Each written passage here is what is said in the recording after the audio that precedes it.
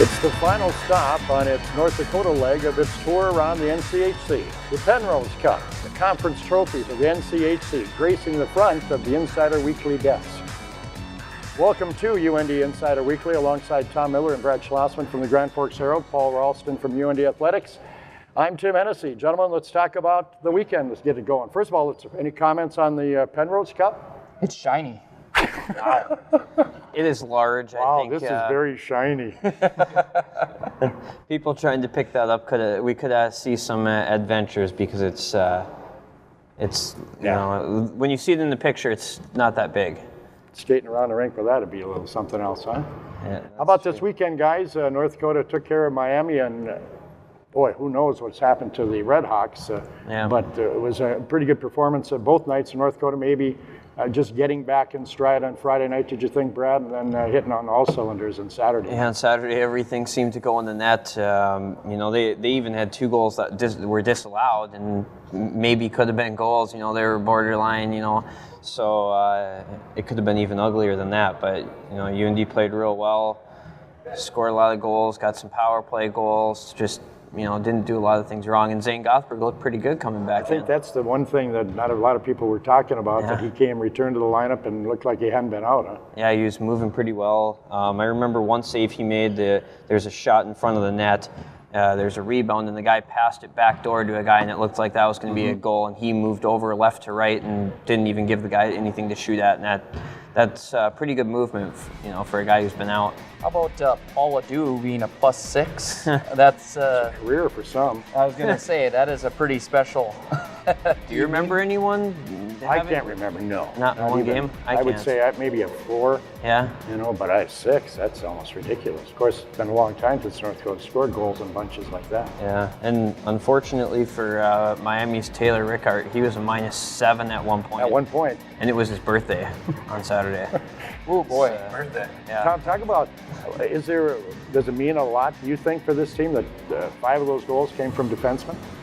Yeah, I think, you know, this whole defensive core now has really come along and chipping in offensively, because that was kind of what's been missing this year a little bit as they adjust to a period of time without Corbin Knight and Danny Christo, and they were looking for scoring, and we knew coming into this year that some of that was going to have to come from the back end, and a good game to get some confidence for some guys when you win 9-2. Nick Matson with 2, you know, so guys defensively chipping in is big for that team. Hockey team is at Minnesota Duluth this weekend.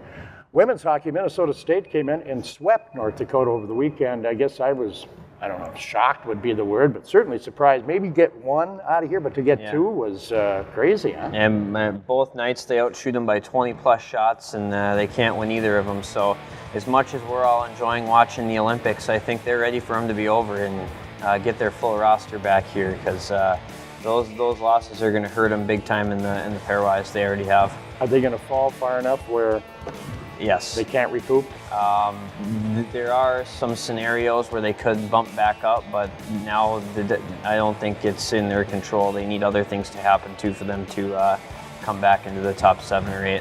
And I guess my question is, you know, when you get these players back, just when will they be ready? Because I know just from traveling with the men's basketball team to California or to Portland and Eastern Washington, you don't just get right back into your routine right away when you're staying up at a certain hour and you come back to North Dakota. It's just not the same. And so they're coming back from Russia, and it's going to be an adjustment no matter when they get back into the lineup. Well, I think if you get Michelle Carvinen at 50%, she's still better than almost anyone in the league. So I think they'll take it. Doesn't it beg the question a little bit that without those European players, why aren't we doing a better job with the North American players? Well, I think that would help them out in these situations for sure. Yeah. A lot of their players right now are younger players too. That's one factor in it. They didn't have a senior in their lineup Friday night, so some of those players I think will grow. Like a Megan Defoe, we're starting to see her emerge, and Becca Kohler I think can be dominant next year. But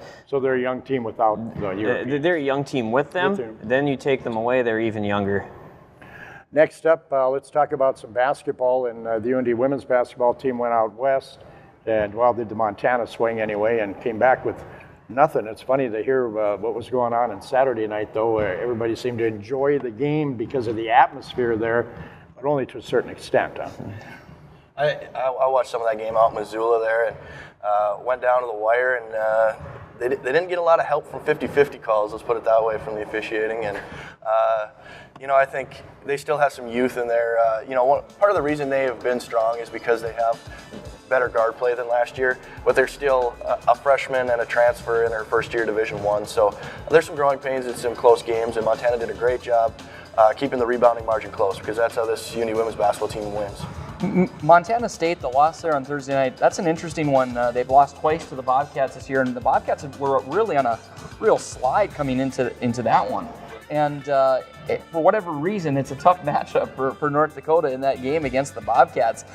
You look at the Montana game, it could have gone either way, really. And the only one surprising stat that came out of that game to me was I think Montana won the rebounding battle, and North Dakota does not lose rebounding battles this year very often, and so that's an interesting stat. And that's exactly what we're saying, is that UND has to win that rebounding margin, because they do turn the ball over a little bit because of how aggressive they are. So they have to win that rebounding matchup to win games, and they're interesting games this weekend here: Northern Arizona, Sacramento State. Those will be fun to watch. The Sacramento State, totally opposite from the men's team, because they just come in and throw bombs up, don't they? It's the Grinnell style, they call it. Yeah. 10 seconds of the shot clock, you want to get something up and get in our up and down game. Isn't the term, fellas, racehorse hockey, where they're Fire wagon. Fire wagon hockey or something like that, up and down? Sacramento State, yeah, they're going to get it up, and if they don't get a shot up in the first 5 seconds of the shot clock, it's almost a failure. So it's going to be an entertaining one for the fans, no doubt. Still holding on to first place, though, by half a game. That's the whole thing about it. Everything's still in front of that women's team, and I hope, they realize that and take advantage of that opportunity, because come home, get right back on the right foot here again, and then who knows, they still have a great chance to host here at home. How about the men? Tough loss on Thursday night to Montana State, because you had to follow that up against Montana. And if we're going to get one of these, Thursday would have maybe been the better shot. Instead, they lose to Montana State and beat Montana. I look at it I was really surprised, because North Dakota, by and large, has had a good record against Montana State since joining the Big Sky, and then you're kind of scratching your head. And one thing that they've really struggled in last year and into this year was beating Montana. That was the great unknown, and so that, and if you're gonna compete in the Big Sky Conference, you have to start beating Montana and Weber State, and that was a great opportunity to kind of announce themselves to the league on Saturday afternoon and finding a way to win. And it wasn't always pretty at times, but they figured out, and I thought by and large their defense was probably way better on Saturday than it was on Thursday, and that was the difference. I think offensively too, they were settling for jump shots on Thursday. Way too many three-pointers for a team that is successful at attacking the basket, and I think they corrected that a little bit better on Saturday. Teron Nash was just a phenomenal player in the first half against Montana. He just did some wonderful things at both ends of the floor, and if he can get into a game in, game out consistent level where he offers them kind of that type of performance, they become an entirely different team to defend, because he's maybe undersized at times around the basket, but he's just so much quicker than some of the league's big men, so it makes it for an interesting matchup. We saw what happened. The teams discovered playing a zone against UND would be effective, but by now that shouldn't be a big, they know that's what's going to happen, right? Yeah, and I think, you look at it in recent games against Idaho State, they zoned North Dakota, and North Dakota's had some success there. Montana, actually, when UND made that run in the first half, Teron Nash was working against that zone, so that Montana threw on. So North Dakota has shown that they have the ability to beat a zone. It's just consistently, and that's going to be a big factor going down the stretch. The emergence of Cole Steffen's big in that countering the zone with a three-point shot like that. He can stretch it. There's no doubt about it. He can stretch a defense by stepping out and taking big outside shots.